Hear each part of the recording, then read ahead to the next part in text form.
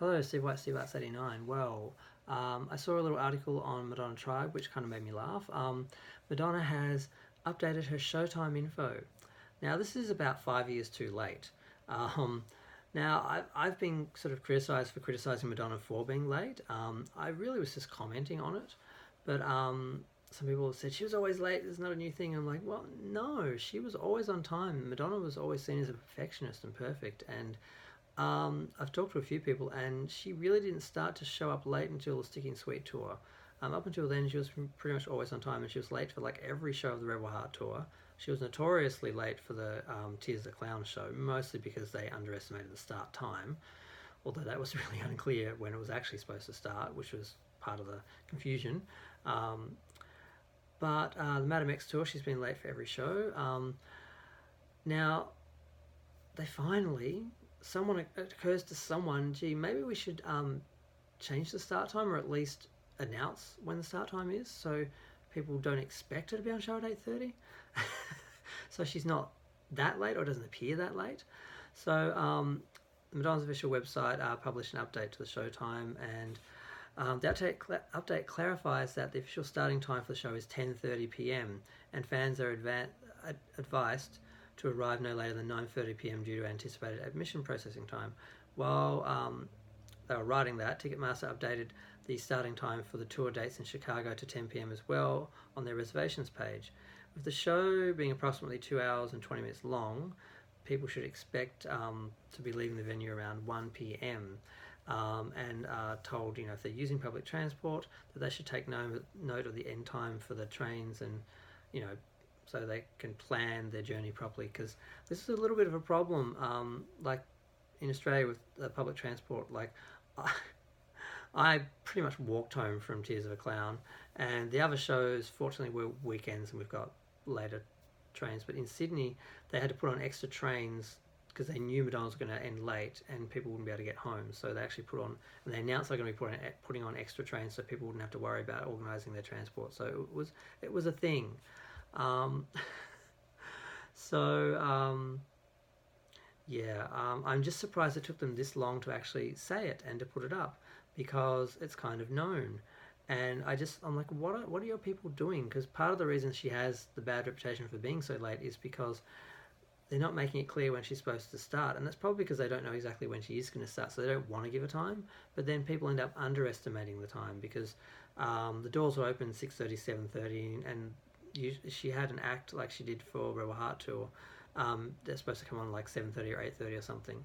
So you would expect Madonna to show up half an hour after they finish, or an hour after they finish, and they would probably finish around, God, I can't remember the times now. It's been 4 years. Yeah. So that was part of the problem.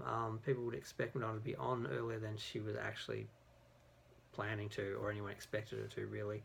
But again, that's her responsibility, because people coming to the show, some of these people don't have the time to follow Madonna's news and all the articles and websites. They don't know what time she shows up for shows and stuff like that. Or she's always late. It's not necessarily something everyone knows, so they really should have done this years ago. So I'm glad they finally have done it after all these years. They're finally saying, okay, she's going to show up at 10:30, instead of pretending like she's going to be there earlier and just hoping she would, and then people are all disappointed or pissed off or inconvenienced when she isn't. So this is good, and I'm kind of surprised. Now, I thought I was going to be talking about whether or not she showed up tonight for the show, because she had taken a few days off because she had a knee problem, and apparently she has had the knee problem for a while. I did see some pictures a while ago of her with ice packs or something on her knee, but I've seen her a lot after shows and that, with ice packs and things and stuff. I didn't realise it was an actual injury. I just thought it's just something you do after a show for your joints and stuff like that, is what I thought. So apparently it's been there for a while, and it might have been the reasons why some of the other shows were postponed, although she didn't give that excuse, which is what I said before. If you had said, I have an injury, that's something we can understand. Highly specialised production elements, when you're basically just using a projector and a few screens, really didn't cut it the first time. But I'm a human being with an injury that I'm managing. That's something people can relate to. So I feel a little bad for questioning why she was late, if that's what it was. But if she didn't tell us, we can't know. give us a break. Um, okay, so probably going to leave it there. I just really wanted to comment on it. I just thought it was funny that they finally mentioned this. And it's still Wednesday in America. It's Thursday in Australia. So I was thinking, did she go on? Did she go on? And because I'm thinking we're behind America. We're actually ahead of America. So I thought the show happened last night, a few hours ago, but it actually doesn't happen until, because it's like 10 p.m. Wednesday, I think, in America now, in New York. So I won't know till tomorrow, because I'm a little bit worried that this is going to be an ongoing problem. She's going to have to alter her performance in order to continue the tour, or she'll be fine.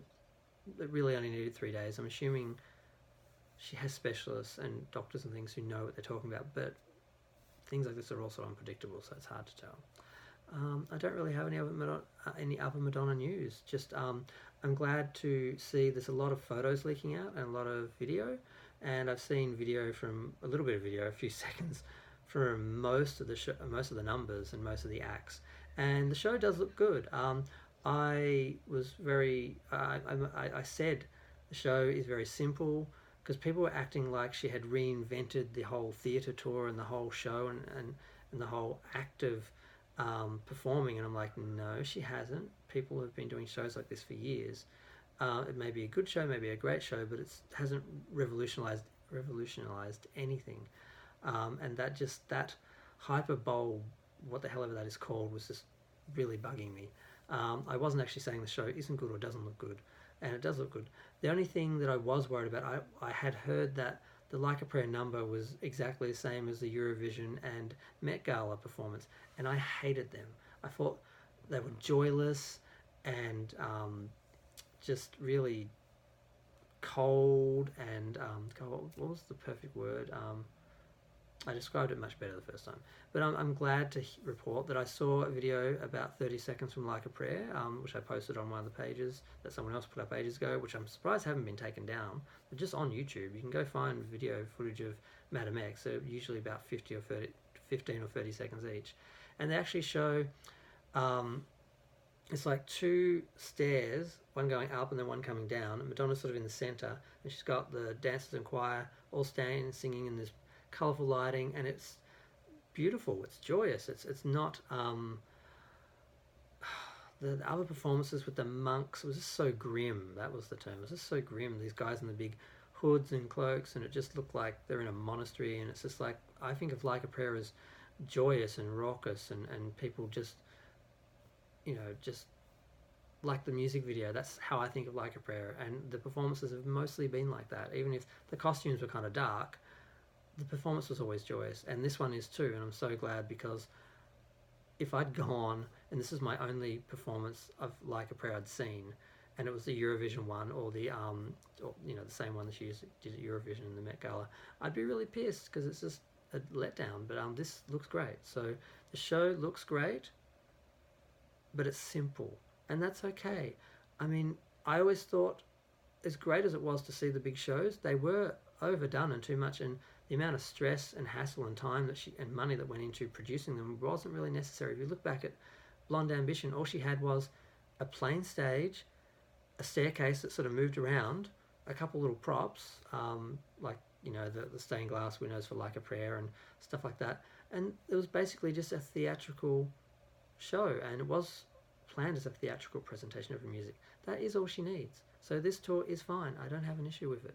I'm not saying it's bad or anything. I just didn't like the way the critics and Madonna's press was beating it up like it's some revolution. I'm like, no, people have been doing stuff like this for years, forever, and I'm sure she's doing it just as good as them or better, and that's okay. She doesn't have to reinvent everything she does. She can just do a good show and have it just be a good show.